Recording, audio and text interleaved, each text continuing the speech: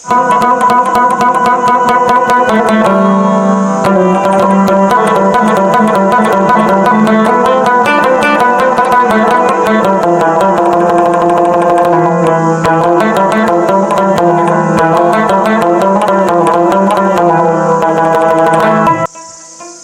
اوس کوم ځای دی؟ جنبل ها.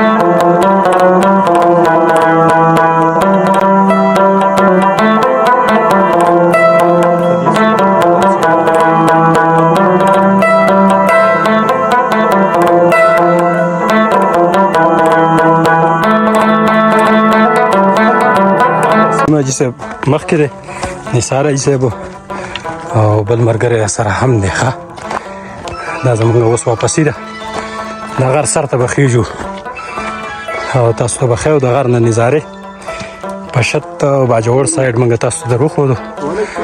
اوس بره زموږ سفر چې کوم دی نو جاري دی. ښه زموږ سفر لا تقریبا اوس صحیح ده. بس اوس موږ انشاءالله چې دا سر ته راورسېدو او د دې ځای نه به تاسو ته ښیو د جندول ایریا. دا مخامخ زموږ نه پاتې شو دغه باجوړ او دې طرف ته چې کوم دی دا به اوس موږ ځو انشاءالله تاسو ته به ښیو جندول ایریا، جندول طرف.